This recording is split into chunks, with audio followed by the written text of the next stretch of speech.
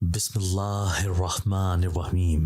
मैंने अपनी पुलिस की नौकरी में बहुत से अनोखे वाक़यात देखे थे, लेकिन जो वाक़या अब मेरे सामने आया था वो अपनी नौइयत का एक अनोखा वाक़या था। इस वाक़ये को सुनकर मेरे रोंगटे खड़े हो गए थे, क्योंकि जो शख्स मेरे पास अपनी बीवी के कत्ल की एफआईआर दर्ज करवाने आया था, वो किसी इंसान के खिलाफ नहीं बल्कि एक इंसानी रूह के खिलाफ थी। ये वाक़या चौंका देने वाला था।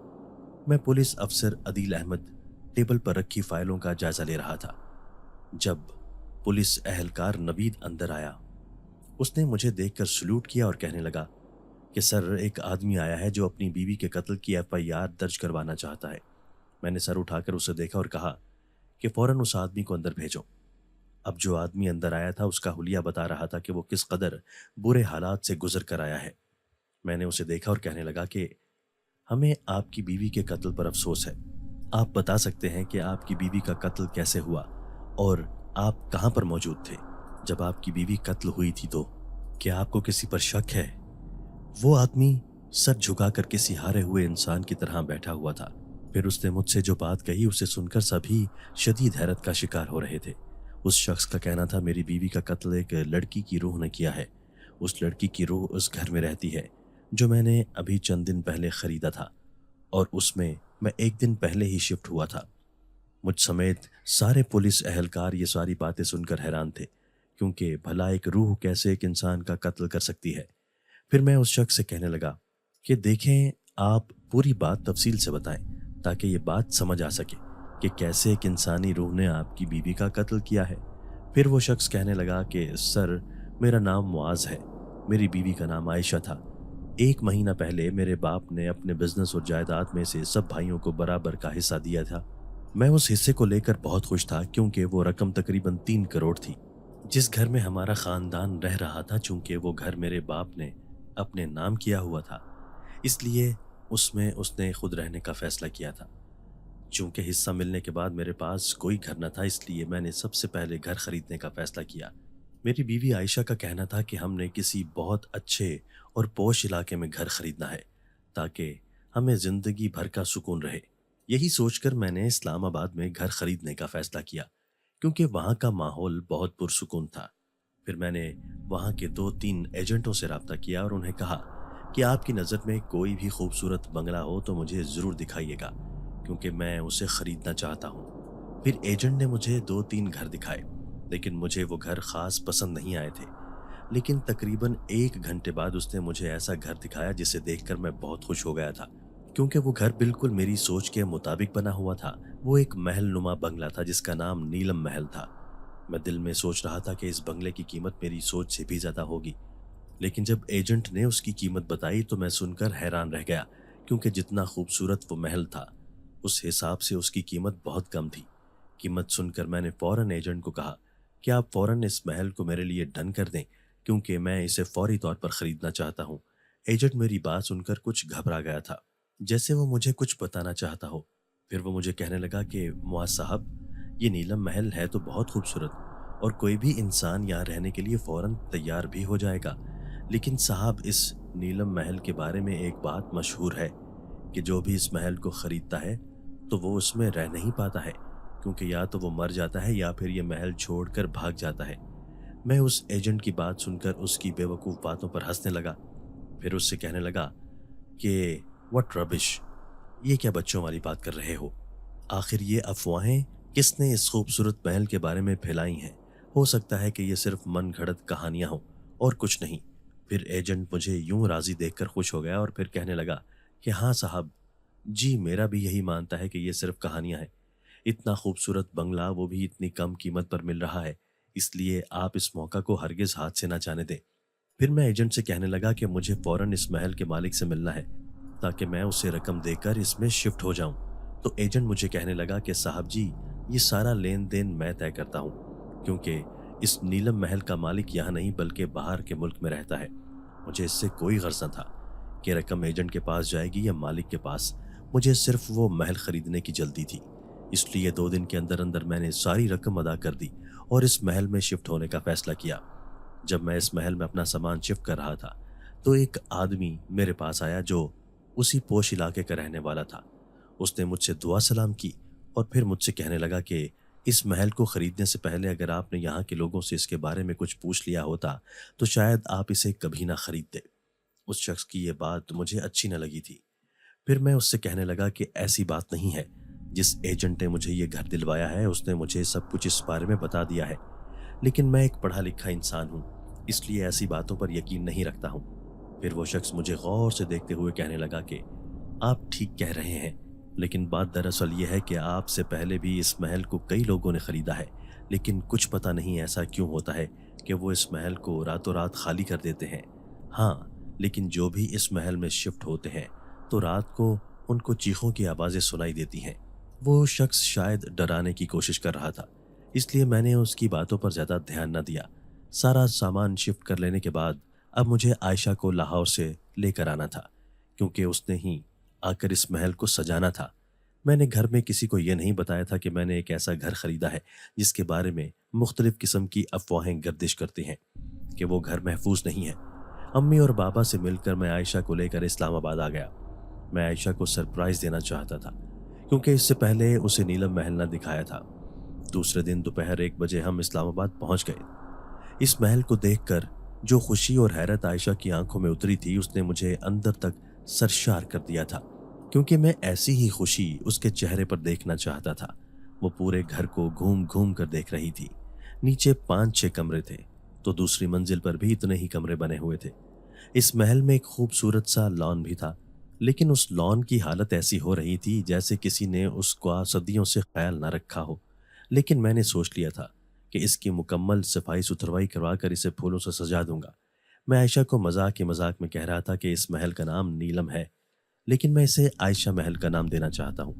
پورا دن سامان سیٹ کرنے کے چکر میں ہم بہت زیادہ تھک گئے تھے، اس لیے لاؤنج میں پڑے ہوئے صوفوں پر ہی لیٹ گئے۔ تھکن کی وجہ سے نیند بھی بہت زیادہ آ رہی تھی، اس لیے تھوڑی ہی دیر بعد ہم نیند کی آغوش میں چلے گئے۔ رات کا نہ جانے کون سا پہر تھا جب قدموں کے چلنے کے شور سے میری آنکھ کھلی تھی۔ جیسے ہی میں اٹھا تو حیران رہ گیا، کیونکہ عائشہ دھیرے دھیرے سیڑھیاں چڑھ رہی تھی۔ وہ کب اٹھی تھی مجھے کچھ پتہ نہ چلا تھا۔ پھر میں نے عائشہ کو 2-3 آوازیں دیں اور اسے کہنے لگا کہ تم اوپر کیوں جا رہی ہو؟ کیا تمہیں لاؤنج میں نیند نہیں آ رہی ہے؟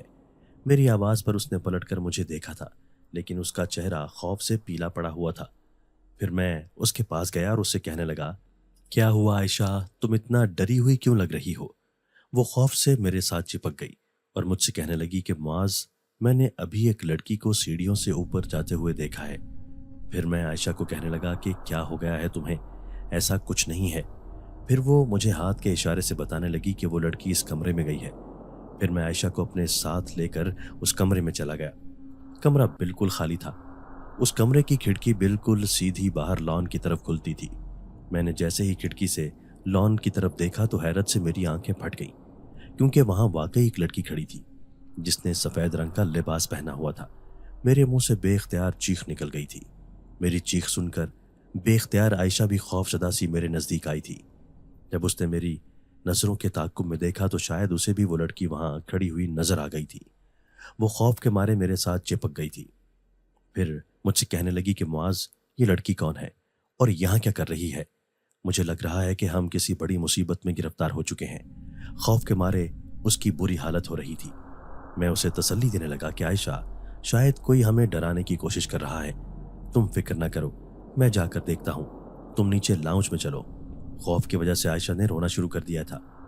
پھر میں لان کی طرف جانے لگا۔ یہ تو حقیقت تھی کہ میں نے اسے اپنی آنکھوں سے دیکھ لیا تھا اور عائشہ کو سب سے پہلے وہ نظر آئی تھی۔ اتنا تو مجھے یقین ہو گیا تھا کہ جو کچھ بھی ہو رہا تھا حقیقت میں ہمارے ساتھ ہو رہا تھا۔ میں جیسے ہی لان میں پہنچا، لان سے اچانک وہ لڑکی غائب ہو گئی تھی۔ اچانک ہی پورے گھر کی لائٹ چلی گئی اور وہ محل اندھیرے میں ڈوب گیا۔ میں ابھی اس لڑکی کو اندھیرے میں تلاش ہی کر رہا تھا کہ اچانک میرے کانوں میں عائشہ کی چیخ کی آواز آئی تھی۔ میں بھاگ کر لاؤنج میں گیا تھا، لیکن لاؤنج میں عائشہ موجود نہ تھی۔ شاید وہ اس لڑکی کے خوف سے اوپر چلی گئی تھی۔ اب میں تیزی سے سیڑھیاں چڑھتے ہوئے اوپر کی طرف جا رہا تھا۔ میں ایک ایک کمرہ کھول کھول کر دیکھ رہا تھا، لیکن عائشہ کہیں موجود نہ تھی۔ پھر فضا میں ایک زوردار چیخ ابھری تھی۔ وہ چیخ کسی اور کی نہیں بلکہ عائشہ کی ہی تھی۔ وہ تیسری منزل کی چھت سے آ رہی تھی۔ میں ابھی تیز قدموں سے سیڑھیاں چڑھتا ہوا تیسری منزل پر جا ہی رہا تھا کہ اچانک ایک زوردار دھماکے کی آواز آئی تھی۔ जैसे कोई ऊपर से नीचे गिरा हो। उस धमाके को सुनकर तो जैसे मेरे वजूद से जान ही निकल गई थी। मेरा दिल पसलियों से बाहर आ रहा था। मुझे अपने इर्द गिर्द खतरे की घंटियां सुनाई दे रही थी। ऐसा लग रहा था जैसे आयशा को कोई शदीद खतरा था। लेकिन जैसे ही मैं लॉन में पहुंचा तो मेरी आंखों ने जो मंजर देखा था वो मेरी नज़रों के सामने से अब भी न जा रहा है। आयशा खून में लथपथ लॉन में पड़ी थी। ऐसा लग रहा था जैसे किसी ने तीसरी मंजिल से उसे धक्का देकर नीचे फेंक दिया है। उन चीखों की आवाज़ें शायद उस कॉलोनी के सारे लोगों ने सुन ली थी। तभी आहिस्ता आहिस्ता करके घर में रश होने लगा और चहमगोइयाँ शुरू हो गईं कि पहले ही इस आसेब ने न जाने कितने लोगों को डरा कर मार दिया है, और फिर भी लोग यकीन नहीं करते और इस महल में रहने आ जाते हैं। आयशा अस्पताल पहुंचने से पहले ही मर चुकी थी, क्योंकि दिमाग पर लगने वाली चोट इतनी शदीद थी कि उसका बचना मुमकिन न था। हाँ, ये सब होने के बाद मुझे यकीन हो गया था कि वो नीलम महल वाकई आसेब ज़दा है और लोगों की कही हुई बातें बिल्कुल सच थीं। आप ही बताएं पुलिस ऑफिसर साहब, मैं किसके हाथों पर अपनी आयशा का लहू तलाश करूं? क्योंकि वो रूह जो लोगों को डरा डरा कर इस महल में कत्ल कर रही है, आखिर आप लोग इसे पकड़ते क्यों नहीं हैं और इसकी वजह क्यों नहीं तलाश करते हैं? मैं आप लोगों के आगे हाथ जोड़ता हूं कि आप लोग इस महल के बारे में मुकम्मल तहकीकात करें और असल वजह का पता लगाने की कोशिश करें कि आखिर क्या वजह है कि क्यों लोगों की इस महल में मौत हो रही है। वो एजेंट जिसने मुझसे नीलम महल की कीमत वसूल की थी वो फरार हो चुका है। अब उसका कुछ पता नहीं चल रहा। मेरे पैसों का जो नुकसान हो चुका है वो तो हुआ है, लेकिन मैं अपनी जान से ज़्यादा अजीज़ बीवी को खो चुका हूँ। मुझ समेत सारे अहलकार खामोशी से उस शख्स के साथ होने वाला अंधोनाक वाक़या खामोशी से सुन रहे थे, जो यकीनन बहुत खौफनाक था। फिर मैंने उसे तसल्ली दी और कहने लगा कि आपने अपनी बीवी खोई है, हमें इस बात का अफसोस है, लेकिन हम आपको यकीन दिलाते हैं कि हम इस मामले की तह तक जाएंगे और पता लगाएंगे कि आखिर क्या वजह है कि वो रूह हकीकत में किसी मरी हुई लड़की की रूह है या सिर्फ वो एक ड्रामा है। अब इस केस को हम अपने तरीके से हैंडल करेंगे। जब तक इस मामले की तह तक नहीं पहुंच जाते, हम उसे मुकम्मल सील कर देंगे ताकि कोई भी इस नीलम महल को खरीदो फरोख्त के लिए इस्तेमाल ना करे। वो शख्स मुआज अब मायूसी से थाने से बाहर आ गया था। मुझसे उस शख्स की हालत देखी न जा रही थी, क्योंकि उस शख्स के साथ धोखा हुआ था। फिर मैंने दिल में ठान ली कि कुछ भी हो, मुझे उस नीलम महल का ये राज हर हाल में पता करना है कि आखिर क्या वजह है कि वो रूह क्यों लोगों को मार रही है, आखिर वो किस चीज़ का इंतकाम उन लोगों से ले रही है। अब मुझे इस बात की मुकम्मल तहकीकात करनी थी।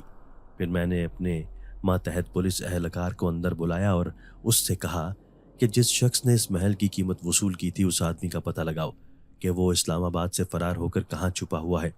जितना जल्दी हो सके उस शख्स को ढूंढने की कोशिश करो। मेरा हुक्म पाते ही पुलिस एहलकार फौरन काम पर लग गए थे। फिर आखिरकार सरगोदा से वो शख्स गिरफ्तार हो गया। जब उस शख्स से पूछताछ की गई तो उसने बताया उसने जो रकम मुआज से ली थी उसमें से उसने आधी रकम उस नीलम महल के मालिक तक पहुंचा दी थी, जबकि आधी रकम अपने पास रखी थी।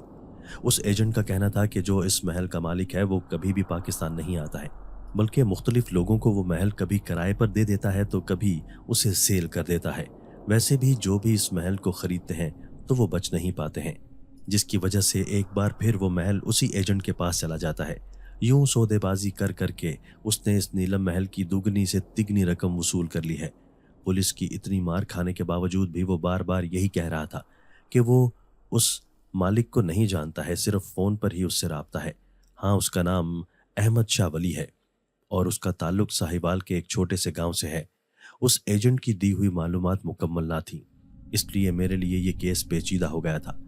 अब मैंने अपने पुलिस एहलकारों की एक टीम तैयार की और उससे कहा कि हम नीलम महल में जाकर एक चीज़ का जायज़ा लेंगे ताकि हमें कुछ ना कुछ ऐसा सुराग मिल जाए जिससे हमें तहकीकात करने में कुछ मदद मिल जाए। पुलिस एहलकार वहां जाते हुए हिचकिचा रहे थे, क्योंकि ऐसी खौफनाक जगह पर जाना किसी भी दिल गुर्दे वाले शख्स का काम था। लेकिन मैं एक पुलिस ऑफिसर था और ऑफिसर की बात मानना हर मुलाजिम के लिए लाजिम होता है, इसलिए कोई भी मेरे हुक्म से इनकार न कर सका था। यूं दूसरी सुबह मैं अपने साथ चंद पुलिस एहलकारों को लेकर उस नीलम महल में पहुंच गया। उसकी शान व शौकत वाकई देखने के लायक थी, क्योंकि कीमती संगे मरमर से बना वो खूबसूरत महल किसी राजा महाराजा के महल से कम न था।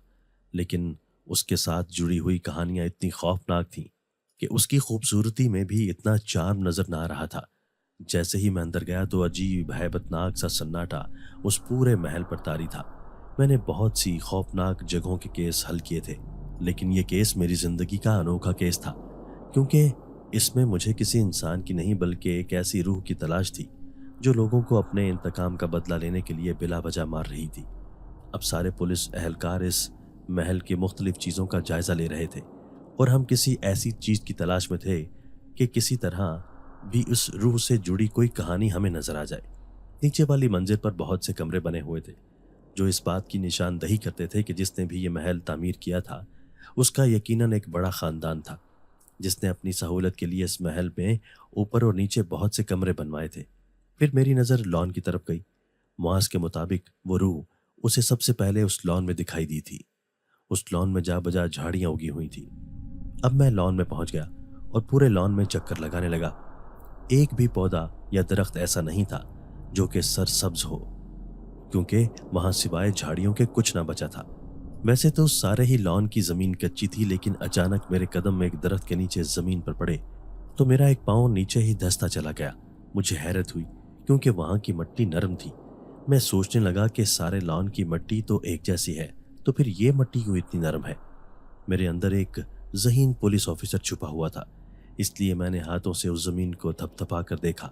وہ جگہ مجھے کچھ الگ سی محسوس ہو رہی تھی، نہ جانے کیوں کسی انہونی کا خدشہ اس زمین کے نیچے موجود تھا۔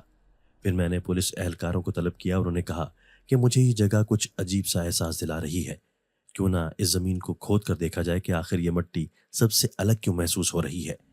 اب میرا حکم پاتے ہی پولیس اہلکار جاں فشانی سے اس زمین کو کھود رہے تھے۔ ابھی تھوڑی ہی زمین کھودی تھی کہ اچانک ہی ایک پولیس اہلکار زمین کھودتے کھودتے رک گیا۔ اسے رکتا دیکھ کر دوسرے پولیس اہلکاروں کی نظریں اس پر پڑیں تو پوچھنے لگا کہ اسلم کیا ہوا ہے تمہیں؟ اسلم نے فوراً ہی مجھے آواز دی تھی، صاحب جی ادھر آئیں، یہاں دیکھیں کیا ہے۔ جیسے ہی میری نظر اس کھودی ہوئی زمین پر پڑی تو میرے رونگٹے کھڑے ہو گئے، کیونکہ وہاں پر انسانی ہڈیاں موجود تھیں۔ وہ ہڈیاں شاید ٹانگوں کی تھیں۔ سارے اہلکاروں کا دہشت سے برا حال تھا۔ اس کا مطلب ہے کہ یہاں پر شاید کسی لاش کو دفن کیا گیا تھا۔ میرے کہنے پر وہ مزید کھدائی کر رہے تھے، کیونکہ مجھے لگ رہا تھا کہ پورے جسم کی ہڈیاں تلاش کر کے اس کیس کی تحقیقات میں مزید پیش رفت ہو سکتی ہے، اور یوں تھوڑی سی کھدائی کرنے کے بعد ساری ہڈیاں زمین سے برآمد ہو گئی تھیں۔ ان ہڈیوں کو دیکھ کر پتہ چلتا تھا کہ وہ کتنے سالوں سے یہاں پر دفن کی گئی تھیں۔ اب ان ہڈیوں کو ایک کپڑے میں لپیٹ لیا گیا تھا تاکہ فورنزک لیبارٹری میں بھجوا کر ان کے بارے میں معلومات حاصل کی جائیں۔ میں خوش تھا کہ میری تحقیقات کرنے کی وجہ سے مجھے آج خاطر خواہ نتیجہ حاصل ہوا تھا۔ آخر ہڈیاں کس کی تھیں اور کس نے یہاں دفن کی تھیں، یہ معمہ ابھی حل ہونا باقی تھا۔ میں مزید تحقیقات کرنے سے پہلے فورنزک ٹیم کی رپورٹ کا انتظار کر رہا تھا تاکہ رپورٹ آنے کے بعد یہ اندازہ لگایا جا سکے کہ آخر اس نیلم محل میں کس کی لاش دفن تھی جو اتنے سالوں سے ایک راز تھا۔ پھر ایک ہفتے بعد آخرکار ان ہڈیوں کی رپورٹ میرے سامنے موجود تھی، جس میں صاف صاف لکھا تھا کہ وہ ہڈیاں کسی آدمی کی نہیں بلکہ ایک عورت کی تھیں، اور اس عورت کی عمر کا ان ہڈیوں کو دیکھ کر اندازہ لگایا جا سکتا تھا کہ 20 سے 25 سال کے درمیان تھی۔ رپورٹ کے مطابق یہ ہڈیاں اتنی پرانی تھیں کہ آج سے 20 سال پہلے اس لڑکی کو مار کر اس نیلم محل میں دفن کیا گیا تھا۔ آخر یہ لڑکی کون تھی اور کس نے اسے مار کر اپنے لیے فائدہ حاصل کیا تھا؟ اب یہ کیس مزید پیچیدہ ہو گیا تھا، لیکن مجھے اس کیس کو مکمل طور پر حل کرنا تھا، کیونکہ ایسے کیسوں میں اکثر یہ ہوتا ہے کہ جب تک وہ روح اپنے قتل کا انتقام نہ لے لے، وہ ایسے ہی اندھا دھن لوگوں کو قتل کرتی رہے گی۔ اب مجھے مزید تحقیقات کرنے کے لیے اس آدمی سے رابطہ کرنا ضروری تھا جو اس محل کو بیچ کر حصے کی رقم وصول کیا کرتا تھا۔ وہ ضلع ساہیوال کا رہنے والا تھا اور اس کا تعلق چھوٹے سے گاؤں کا تھا، تو مجھے اس کے گاؤں جا کر اس کے بارے میں معلومات حاصل کرنا تھی۔ اب میں سادہ کپڑوں میں ملبوس اہلکاروں کو اپنے ساتھ لیے اس گاؤں کی طرف جا رہا تھا۔ میں خود بھی سادہ کپڑوں میں ملبوس تھا، کیونکہ میں نہیں چاہتا تھا کہ کوئی پولیس آفیسر کو دیکھ کر اس شخص کی سچائی کو مجھ سے چھپانے لگے۔ ہو سکتا ہے کہ اس کا کوئی رشتہ دار پہلے ہی اسے بتا دے کہ پولیس تمہارے بارے میں پوچھ گچھ کر رہی ہے۔ میں نے اپنے اہلکاروں کو پہلے ہی بتا دیا تھا کہ ہم نے وہاں احمد شاہ ولی کا دوست بن کر جانا ہے اور کسی پہ یہ ظاہر نہیں کرنا کہ ہم پولیس والے ہیں۔ ہم 4 لوگ تھے۔ 2 لوگوں نے گاؤں کے ایک حصے سے معلومات لینی تھی اور ہم 2 لوگوں نے دوسری طرف جا کر پتہ کرنا تھا تاکہ جلد سے جلد ہمارا کام ہو سکے۔ یقیناً اس کیس کی تحقیقات میں ہم کسی بڑے بزرگ کی مدد لے سکتے تھے۔ وہ शायद अहमद शाह वली के बारे में हमें कुछ सही तरीके से बता सकते। 2 पुलिस एहलकार जा चुके थे। अब मैं और असलम इधर उधर देख रहे थे कि शायद कोई हमें इस गांव का कोई ऐसा शख्स मिल जाए जो हमें सही से मालूमात दे सके। तभी मेरी नज़र दरख्त के नीचे एक बुजुर्ग शख्स पर पड़ी। वो शख्स चारपाई पर बैठा तस्बीह पढ़ रहा था और उसके पास कोई भी मौजूद न था। सलाम दुआ करने के बाद मैं उस बुजुर्ग के पास बैठ गया और बातों ही बातों में उन्हें कहने लगा, बाबा जी, इस गांव में एक शख्स रहता है, उसका नाम अहमद शाह वली था। क्या आप जानते हैं कि वो आजकल कहाँ है? वो बुजुर्ग मेरी बात पर चौंक से गए। फिर मुझे कहने लगे, अहमद शाह वली तो इसी गांव का रहने वाला था, लेकिन 20 साल पहले ही वो इस गांव से चला गया था, जब अचानक उसे अपने दोस्त की मौत की खबर मिली। उसका दोस्त इस्लामाबाद में रहता था। एक एक्सीडेंट में उसकी मौत हो गई थी। सुनने में आया था कि उस दोस्त की बीवी से उसने शादी कर ली थी और वहीं इस्लामाबाद में रहने लगा था। इतने साल हो गए बेटा, इसलिए मुझे सही से इस बारे में कुछ पता नहीं। वो बुजुर्ग जो भी कहानी सुना रहे थे उसे सुनकर बहुत हैरत हो रही थी। अगर अहमद शाह वली ने अपने दोस्त की बीवी से शादी कर ली थी तो वो औरत कौन थी जिसकी लाश उस नीलम महल से मिली थी? फिर मैं उस बुजुर्ग से कहने लगा कि जब अहमद शाह वली इस गांव में रहता था तो क्या उसकी शादी नहीं हुई थी? तो वो बुजुर्ग कहने लगा कि नहीं बेटा, उसकी एक बीवी इस गांव में भी मौजूद थी जिससे वो बाद में अपने साथ वहीं इस्लामाबाद ले गया था। ये एक चौंका देने वाली कहानी थी और इस कहानी में बहुत झोल दिखाई दे रहे थे। फिर मैं उस बुजुर्ग से कहने लगा कि आप मुझे अहमद शाह वली के माँ बाप के घर का पता बता सकते हैं? तो बुजुर्ग मेरी बात सुनकर मुस्कुरा दिए और कहने लगे कि बेटा, दरअसल अहमद शाह के माँ बाप तो उसके बचपन में ही फौत हो गए थे और उसका जो दोस्त इस्लामाबाद में रहता था वो वहीं उसके मुंह बोले माँ बाप थे। लेकिन ना जाने उनके दरमियान कुछ रंजिश हो गई थी जिसकी वजह से अहमद शाह वली इस गांव में आकर दोबारा बस गया था। फिर जिस गांव की लड़की से वो मोहब्बत करने लगा था उससे उसने शादी भी कर ली थी। उसका नाम मरियम था। लेकिन ये बात सारे गांव वालों की समझ में भी ना आई थी कि आखिर उसने मरियम से मोहब्बत की शादी की थी, लेकिन फिर भी अपने दोस्त के मरने के बाद उसकी बीवी से निकाह कर लिया था और इस बात पर मरियम भी राजी थी। अच्छा बेटा, अब मेरी नमाज का टाइम हो गया है, इसलिए मैं नमाज पढ़ने जा रहा हूँ। आप लोग इस गांव में मेहमान हैं, इसलिए मेरे घर पर खाना खाइएगा। वो बुजुर्ग ये कहकर वहां से चले गए। अब मैं और असलम हैरान और परेशान थे क्योंकि ये कहानी बहुत उलझा देने वाली थी। इसके सारे सिरे ही उलझे हुए थे। उस बाबा जी ने कहानी तो सुना दी थी, लेकिन ऐसी कहानी जो अधूरी थी। थोड़ी ही देर बाद मुझे अहलकार माजिद और समी अपनी तरफ आते हुए दिखाई दिए, लेकिन वो जो मालूमात लेकर आए थे वो भी आधी अधूरी ही थी। माजिद के मुताबिक अहमद शाह वली का कोई भी रिश्तेदार अब हयात ना रहा था और बाहर मुल्क जाने के बाद उसका किसी से कोई राबता भी ना था। अब हम मायूस उस गांव से वापस लौट रहे थे, लेकिन मैं सोच रहा था कि जब अहमद शाह अपनी पहली बीवी मरियम के साथ बाहर के मुल्क गया है तो वो लड़की जो उसकी दोस्त की बीवी थी वो लड़की कहाँ है? क्योंकि ऐसे लग रहा था जैसे जिस लड़की से उसने निकाह किया था वो उसके साथ हरगिज ना रही थी। इस केस का कोई सिरा न मिल रहा था। ऊपर से थाने में आने वाले केसों की तादाद इतनी हो चुकी थी कि नाचार मुझे इस केस को वहीं रोक कर दूसरे केसों पर अपनी तवज्जो देना पड़ी। लेकिन मैंने तमाम एयरपोर्ट्स की सिक्योरिटी को इत्तला कर दी थी कि अहमद शाह वली के नाम का जो भी शख्स एयरपोर्ट से क्लियरेंस ले तो उसे वहीं पर गिरफ्तार कर लिया जाए, क्योंकि उसने काफ़ी लोगों के साथ धोखाधड़ी करके उनसे पैसा लूटा है। फिर इस केस को 1 साल गुजर गया और मैं मायूस हो गया था कि मैं इस केस को हल करने में तकरीबन नाकाम ही हो गया हूँ। लेकिन एक दिन कुछ ऐसा हुआ कि जिससे इस केस की सारी गुत्थियाँ खुद ब खुद सुलझ गईं। हुआ यूँ कि मेरे थाने में एक गोरी चिट्टी और अंग्रेज़ खातून मुझसे मिलने आई। उस खातून ने अपना नाम कैथरीन बताया था। जब मैंने उससे पूछा कि क्या वजह है कि आप यहाँ थाने में मौजूद हैं, तो वो मुझसे कहने लगी कि मेरा नाम कैथरीन है, मैं कल ही ऑस्ट्रेलिया से आई हूँ। मैंने अखबार में एक खबर पढ़ी थी कि नीलम महल की तहकीकात की जा रही हैं क्योंकि इसमें लोगों की अमवात हुई हैं। इसीलिए मैं पाकिस्तान आकर ये जानना चाहती थी कि आखिर पुलिस ने इसके बारे में क्या मालूमात की हैं, क्योंकि वो मालूमात मैं भी जानना चाहती हूँ। मेरा भी इस महल से ताल्लुक़ है। मैं उस अंग्रेज़ खातून को हैरत से देख रहा था। फिर उन्हें कहने लगा कि मैडम, मैं जान सकता हूँ कि आखिर आपका इस महल से क्या ताल्लुक़ है? ये महल जिसके नाम पर बना है, मैं उसकी माँ हूँ, कैथरीन जान। उस अंग्रेज़ औरत ने जैसे धमाका किया था। मैं हैरान होकर उन्हें देखने लगा, फिर अटक अटक कर उनसे कहने लगा कि अच्छा मैडम, इसका मतलब है کہ نیلم آپ کی بیٹی تھی۔ انہوں نے اداسی سے اسبات میں سر ہلایا، پھر مجھ سے کہنے لگی کہ ہاں، نیلم میری ہی بدنصیب بیٹی تھی، لیکن اس نے جس شخص سے شادی کی تھی وہ ایکسیڈنٹ میں مر گیا تھا، اور اس کے مرنے کے بعد چند دن بعد ہی میری بیٹی نے بھی خودکشی کر لی تھی۔ میں اس وقت پاکستان نہ آ سکی کیونکہ مجھے بریسٹ کینسر ہو گیا تھا، جس کا میں علاج کروا رہی تھی۔ لیکن یہ خبر تو جیسے میرے اوپر قیامت بن کر گری تھی، کیونکہ مارگریٹ عرف نیلم میری اکلوتی اور لاڈلی بیٹی تھی۔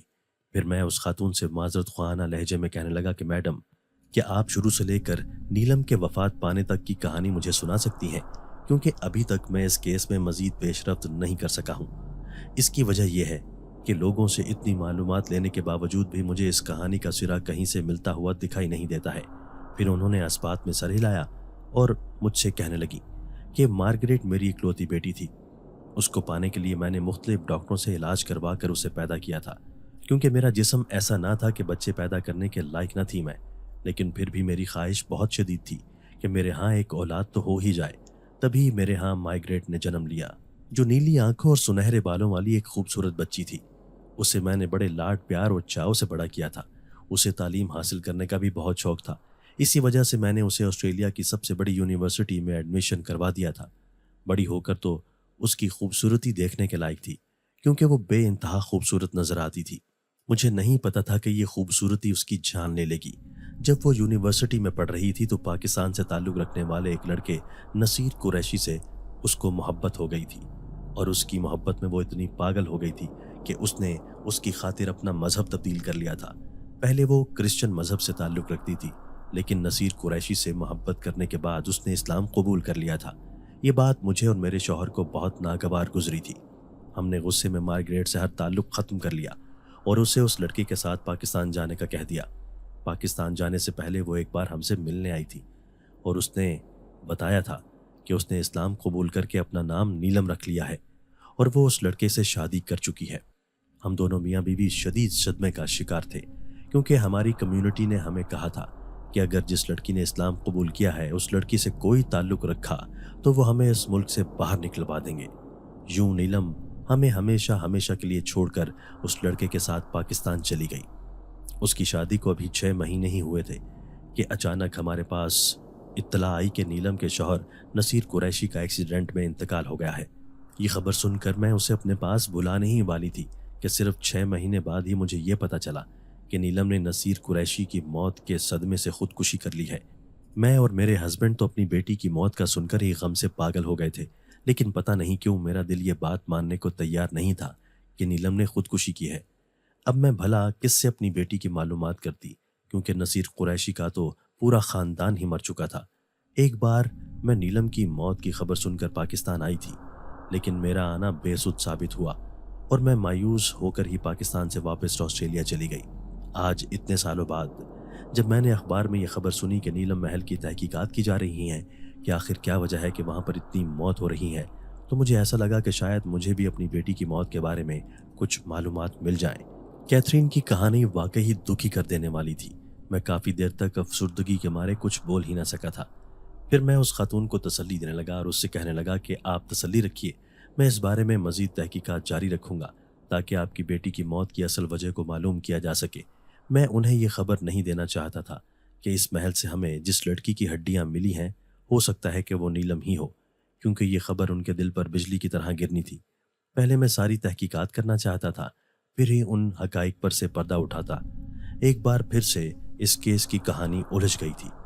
پھر ایک دن ایئرپورٹ سے ایک فون آیا جس پر ایک ایئرپورٹ پولیس کا بندہ جو مجھے یہ بتا رہا تھا کہ سفیان ولی شاہ نام کا ایک بندہ پاکستان آیا ہے جس کی عمر 20-22 سال ہے اور اس کی ولدیت میں احمد شاہ ولی لکھا ہوا ہے۔ میں نے فوری طور پر اس شخص کو گرفتار کرنے کا کہہ دیا، کیونکہ مجھے لگ رہا تھا کہ یہ 100% احمد شاہ ولی کا بیٹا ہی ہے۔ ہو سکتا ہے اسے گرفتار کر کے ہم احمد شاہ ولی کو پاکستان آنے پر مجبور کر سکتے ہیں۔ اب سفیان ولی شاہ کو ایئرپورٹ سے ہی گرفتار کر لیا گیا تھا۔ وہ حیرانی سے منہ کھول کر حیرت سے ہمیں دیکھ رہا تھا، کیونکہ کچھ بھی تھا اس نے کوئی جرم نہ کیا تھا، لیکن نیلم محل کی تحقیقات کرنے کے لیے اس کے والد کو پاکستان بلانے کے لیے مجبوراً ہمیں اسے گرفتار کرنا پڑا تھا۔ اب سفیان ملک شاہ پولیس کی حراست میں تھا اور ہم نے اسے مجبور کر دیا تھا کہ وہ کسی بھی طرح کر کے اپنے والد کو پاکستان آنے پر مجبور کرے۔ اور ہمارا طریقہ کار صحیح ثابت ہوا، کیونکہ صرف ایک ہفتے بعد ہی احمد شاہ ولی پاکستان واپس لوٹ آیا تھا۔ اولاد سے پیاری شاید کوئی چیز نہیں ہوتی جس نے اسے پاکستان آنے پر مجبور کر دیا تھا۔ اب ایئرپورٹ سے اسے بھی گرفتار کر لیا گیا تھا۔ اب وہ میرے سامنے جیل میں موجود تھا۔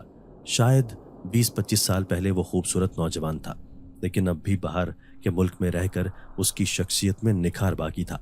پھر میں نے اس سے صرف ایک سوال کیا کہ تم نے اپنی دوست کی بیوی سے نکاح کرنے کے بعد اسے کیوں قتل کیا؟ یہ سوال میں نے صرف تکے سے کیا تھا، لیکن یہ سوال سن کر اس کے چہرے کا رنگ بدل گیا تھا۔ پھر وہ ہکلا کر مجھے کہنے لگا کہ میں نے نیلم کو قتل نہیں کیا تھا، بلکہ اس نے خودکشی کی تھی۔ آخر 20-25 سال بعد آپ کو اس کیس سے کیا لینا دینا ہے؟ یہ کیس تو کب کا بند ہو چکا ہے۔ پھر میں نے ٹھوڑی سے پکڑ کر اس کا چہرہ اوپر کیا اور اس سے کہنے لگا کہ احمد شاہ ولی، جب تک نیلم کے قاتلوں کو سزا نہیں ہو جاتی یہ کیس میرے ہوتے ہوئے کبھی بھی بند نہیں ہو سکتا ہے۔ اس لیے شروع سے لے کر آخر تک مجھے حرف بحرف سچ بتا دو، اسی میں تمہاری بھلائی ہے۔ ایسا نہ ہو کہ تمہارے ساتھ ساتھ تمہارے جوان بیٹے کو بھی جیل میں ہمیشہ کے لیے سڑنا پڑے۔ میری دھمکی صحیح ثابت ہوئی تھی، اور پھر احمد شاہ ولی کسی ہارے ہوئے کھلاڑی کی طرح سچائی بتا رہا تھا۔ امین قریشی اسلام آباد کے جانے مانے بزنس مین تھے۔ ان کی فیکٹریاں صرف اسلام آباد میں نہیں بلکہ پاکستان کے بڑے بڑے شہروں میں موجود تھیں۔ اتنی دولت ہونے کے باوجود بھی ان میں غرور نام کی کوئی چیز نہ تھی۔ وہ اپنی زندگی میں سب سے زیادہ اعتبار اپنے ملازم ولی شاہ پر کرتے تھے، بلکہ انہیں ملازم کم دوست زیادہ سمجھتے تھے۔ بچپن سے وہ ان کے ساتھ رہ رہا تھا اور اپنی زندگی کے ہر فیصلوں میں ان کی رائے لینا ضروری سمجھتے تھے۔ اب ولی شاہ کی بھی شادی ہو چکی تھی اور وہ ان کے بنگلے کے ایک کوارٹر میں رہ رہا تھا۔ ولی شاہ کے ہاں ایک بیٹے نے جنم لیا تھا جس کا نام اس نے احمد رکھا تھا۔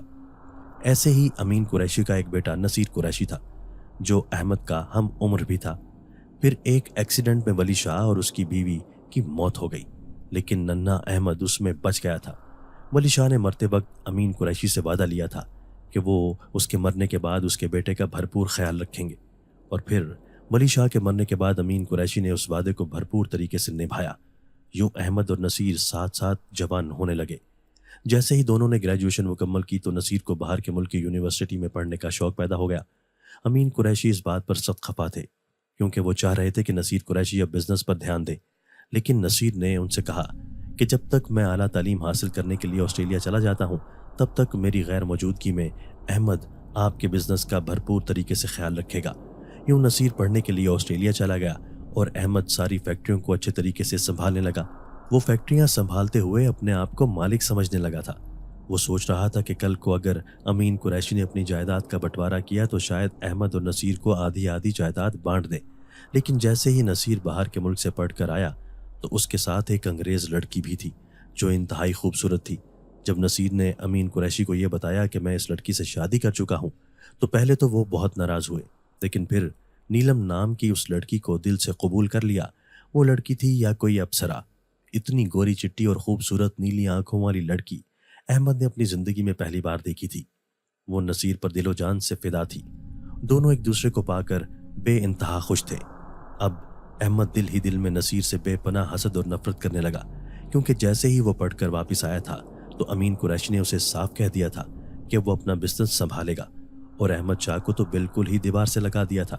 اب امین قریشی بھی اپنی بہو سے بے حد محبت کرنے لگا تھا۔ پھر انہوں نے امین پیلس کو ایک محل کی شکل میں تیار کرنے کا سوچا اور اس کا نام انہوں نے نصیر محل رکھنا چاہا، لیکن نصیر قریشی کے اصرار پر انہوں نے اس کا نام نیلم محل رکھ دیا۔ نیلم یہ دیکھ کر بے انتہا خوش تھی کیونکہ اسے یقین نہیں آتا تھا کہ وہ نصیر قریشی کی فیملی میں اتنی جلدی اپنی جگہ بنا لے گی۔ یہ سب دیکھ کر احمد ولی شاہ تو حسد کی آگ میں بری طرح جل اٹھا تھا۔ وہ سوچ بھی نہیں سکتا تھا کہ امین قریشی اسے ایک ملازم سے کم حیثیت نہ دیں گے۔ یہ بات احمد شاہ کے دل پر چھری کی طرح جا کر لگی تھی، اسی لیے وہ خاموشی سے اس گاؤں میں لوٹ گیا جس گاؤں سے اس کے والد کا تعلق تھا۔ پھر وہاں پر اسے گاؤں کی ایک لڑکی مریم سے محبت ہو گئی جو رشتے میں اس کی کزن لگتی تھی، اور پھر اس نے جلد ہی اس سے شادی بھی کر لی۔ وہ دل ہی دل میں امین قریشی اور نصیر قریشی کے خلاف نئی نئی سازشیں سوچتا۔ اس سے پہلے کہ وہ ان سازشوں پر عمل کرتا، اچانک اس کے پاس ایک دن اطلاع آئی کہ امین قریشی کا پورا خاندان کہیں جا رہا تھا، کہ ایکسیڈنٹ ہونے کی وجہ سے ان سب کی موت ہو گئی، لیکن نیلم اس ایکسیڈنٹ میں معجزانہ طور پر محفوظ رہی تھی۔ وہ فوراً ہی اسلام آباد پہنچا تھا امین قریشی اور اس کی بیوی موقع پر ہی جان کھو چکے تھے، لیکن نصیر کا انتقال ہسپتال پہنچ کر ہوا تھا۔ نیلم کو بھی اس ایکسیڈنٹ میں چوٹیں آئی تھیں، لیکن وہ بچ گئی تھی۔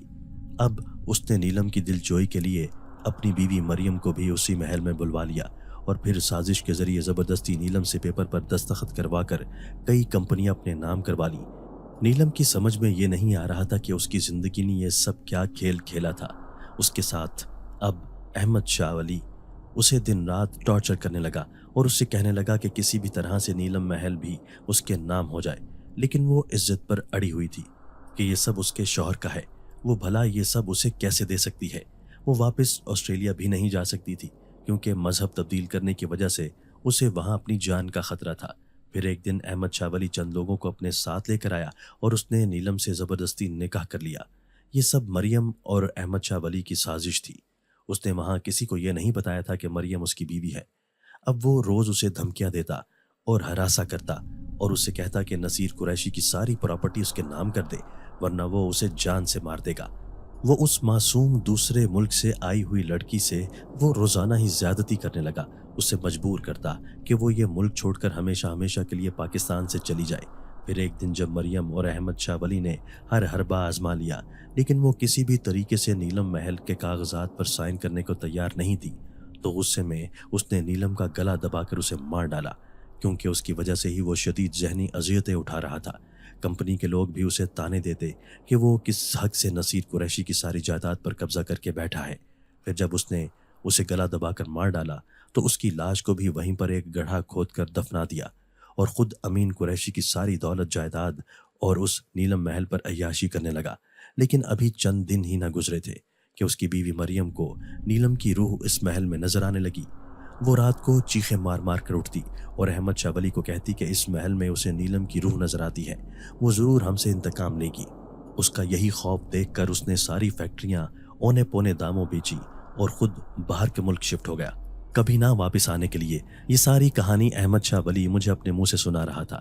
پھر میں اسے کہنے لگا کہ دیکھو، تم نے جو بھی خطرناک جرائم کیے تھے ان کی سزا تمہیں ملنا باقی تھی، اس لیے نیلم کی روح اپنا انتقام لینے کے لیے بے قرار تھی۔ اب تمہیں پھانسی کے پھندے سے کوئی بھی نہیں بچا سکتا، کیونکہ تم نے جو لاش لان میں چھپائی تھی اسے دیکھ کر ہمیں پتہ چل گیا تھا کہ وہ لاش کسی اور کی نہیں بلکہ نیلم کی ہی تھی۔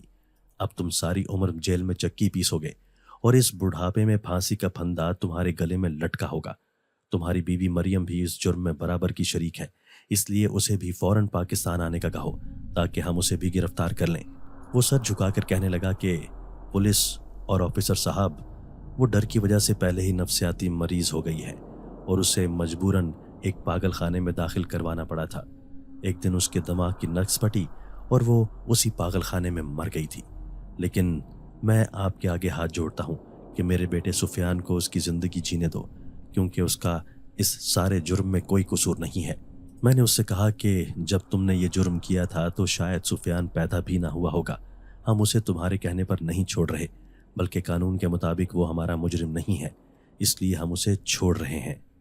دوستو، اگر آپ کو آج کی ہماری یہ ویڈیو پسند آئی ہے تو اسے لائک کیجئے اور اسے اپنے پیاروں کے ساتھ شیئر ضرور کیجئے گا۔